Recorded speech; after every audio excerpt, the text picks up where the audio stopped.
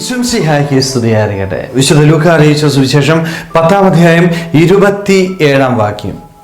നീ നിന്റെ ദൈവമായ കർത്താവിനെ പൂർണ്ണ ഹൃദയത്തോടും പൂർണ്ണ ആത്മാവോടും പൂർണ്ണ ശക്തിയോടും പൂർണ്ണ മനസ്സോടും കൂടി സ്നേഹിക്കണം, നിന്റെ അയൽക്കാരനെ നിന്നെ പോലെയും. നിത്യജീവൻ അവകാശമാക്കുവാനായിട്ട് എന്തു ചെയ്യണം എന്നുള്ള ചോദ്യത്തിന് ഈശോ കൊടുക്കുന്ന മറുപടിയായത്. നീ ദൈവത്തെ സ്നേഹിക്കണം, അതേപോലെ തന്നെ സഹോദരങ്ങളെ സ്നേഹിക്കണം. കാണപ്പെടുന്ന സഹോദരനെ സ്നേഹിക്കാത്ത ഒരുവനും ഒരിക്കലും ദൈവത്തെ സ്നേഹിക്കാനായിട്ട് സാധിക്കത്തില്ല. സ്നേഹമുള്ളവരെ, നമ്മുടെയൊക്കെ ജീവിതത്തിൽ ഇതിലെ ആദ്യത്തെ ഭാഗം ഒരു പരിധിവരെയൊക്കെ നമ്മൾ ചെയ്യുന്നുണ്ട്. എന്താണ്? ദൈവത്തെ സ്നേഹിക്കുന്നുണ്ട്, ദൈവത്തിന്റെ സന്നിധിയിൽ വരുന്നുണ്ട്, പ്രാർത്ഥിക്കുന്നുണ്ട്, വിശുദ്ധ കുർബാനയിൽ പങ്കെടുക്കുന്നുണ്ട്, ഒത്തിരിയേറെ കാര്യങ്ങൾ നമ്മൾ ചെയ്യുന്നുണ്ട്. പക്ഷേ രണ്ടാമത്തെ ഭാഗത്ത് നമുക്കൊക്കെ ഇഷ്ടംപോലെ വീഴ്ചകൾ സംഭവിക്കുന്നുണ്ട്. എന്താണത്? മനുഷ്യനെ സ്നേഹിക്കാനായിട്ട് പറ്റുന്നില്ല, മറ്റുള്ളവർക്ക് നന്മ ചെയ്യുവാനായിട്ട് എനിക്ക് സാധിക്കുന്നില്ല. എൻ്റെ ജീവിതത്തിൽ ഞാൻ കുറച്ചേറെ പേരെ ഇങ്ങനെ മാറ്റി നിർത്തിയേക്കുകയാണ്. അവരോട് സ്നേഹത്തോടുകൂടി പെരുമാറുവാനായിട്ട് എനിക്ക് സാധിക്കുന്നില്ല. കാരണം ഉള്ളിൽ ഒത്തിരിയേറെ വിദ്വേഷം ഞാൻ വെച്ച് പുലർത്തുകയാണ്. സ്നേഹമുള്ളവരെ, എൻ്റെ ഈശോ എന്നോട് പറയുന്നത്, നീ എല്ലാവരെയും സ്നേഹിക്കണം, എന്നാൽ മാത്രമേ നിനക്ക് ദൈവത്തെ സ്നേഹിക്കുന്നുണ്ട് എന്ന് അഭിമാനത്തോടുകൂടി പറയുവാനായിട്ട് പറ്റത്തുള്ളൂ. നമ്മുടെ ഉള്ളിൽ മറ്റുള്ളവരോട് വിദ്വേഷമുണ്ടെങ്കിൽ പൂർണ്ണമായിട്ട് ക്ഷമിക്കുവാനായിട്ട് എനിക്ക് സാധിക്കും. ക്ഷമിച്ച് സ്നേഹിക്കുന്നവൻ്റെ ജീവിതത്തിലാണ് ദൈവത്തിൽ നിന്നുള്ള അനുഗ്രഹങ്ങൾ ലഭിക്കുന്നത്. സ്നേഹമുള്ളവരെ, നമുക്കൊക്കെ ഇന്നതിന് സാധിക്കുന്നില്ല. കാരണം ഉള്ളിൽ ഇഷ്ടംപോലെ വിദ്വേഷമുണ്ട്.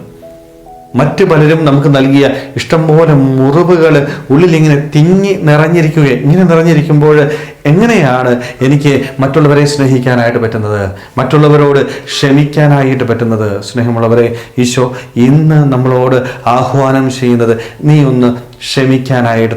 ദൈവത്തെ മാത്രം സ്നേഹിച്ചാൽ പോരാ കേട്ടോ. നീ ദൈവത്തെ സ്നേഹിക്കുന്നതോടൊപ്പം തന്നെ നിന്റെ അയൽക്കാരനെയും സ്നേഹിക്കാനായിട്ട് നിനക്ക് എപ്രകാരമാണ് മറ്റുള്ളവരെ സ്നേഹിക്കേണ്ടത്? നിന്നെ പോലെ തന്നെ നിനക്ക് അയൽക്കാരനെ സ്നേഹിക്കാൻ പറ്റും. നമ്മുടെ ജീവിതത്തിൽ ഏറ്റവും കൂടുതൽ നമ്മൾ ഇഷ്ടപ്പെടുന്നത് നമ്മളെ തന്നെയാണ്. നമ്മളെ എപ്രകാരം നമ്മൾ ഇഷ്ടപ്പെടുന്നുണ്ടോ അതേപോലെ നീ മറ്റുള്ളവരെ സ്നേഹിക്കുവാനായിട്ട് ഒന്ന് പരിശ്രമിച്ച് നിന്റെ ഉള്ളിലുള്ള വിദ്വേഷമൊക്കെ ദൈവകരങ്ങളിലേക്ക് സമർപ്പിച്ച് പ്രാർത്ഥിച്ച്. പലപ്പോഴും പലരും വന്ന് പറയാറുണ്ട്, അച്ഛാ ക്ഷമിക്കാനായിട്ട് പറ്റുന്നില്ല, അവർ ഞങ്ങൾക്ക് നൽകിയ പല മുറിവുകൾ ഉള്ളിലിങ്ങനെ തിങ്ങി നിറഞ്ഞു നിൽക്കുമ്പോൾ എങ്ങനെയാണ് അവർക്ക് വേണ്ടി പ്രാർത്ഥിക്കാനായിട്ട് പറ്റുന്നത്? അവർക്ക് അച്ഛൻ കൊടുക്കുന്ന ഉപദേശം എന്ന് പറയുന്നത്, നിങ്ങൾ അവരെ വിശുദ്ധ കുർബാനയെ സമർപ്പിച്ച് പ്രാർത്ഥിക്കാനായിട്ട്.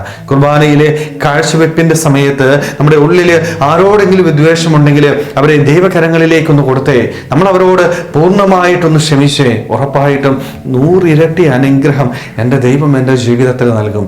നമ്മൾ ക്ഷമിക്കും തോറുമാ എൻ്റെ ദൈവം എന്നോട്. നമ്മുടെ ജീവിതത്തിൽ ബലഹീനതകളുണ്ട്, പറയുന്നുണ്ട്, അവയൊക്കെ ക്ഷമിക്കപ്പെടണമെങ്കിൽ ഞാൻ ക്ഷമിക്കണം. സ്നേഹമുള്ളവരെ, അതുകൊണ്ട് നമ്മുടെ ഉള്ളിൽ ആരോടും വിദ്വേഷം ഉണ്ടാകാതിരിക്കാനായിട്ട്, എല്ലാവരെയും സ്നേഹിക്കുവാനായിട്ട്, എല്ലാവർക്കും നന്മ ചെയ്തുകൊണ്ട് യഥാർത്ഥ ക്രിസ്ത്യാനികളായി ജീവിക്കുവാനായിട്ട് നമുക്ക് ഓരോരുത്തർക്കും ആത്മാർത്ഥമായിട്ട് ആഗ്രഹിക്കാൻ പരിശ്രമിക്കാം.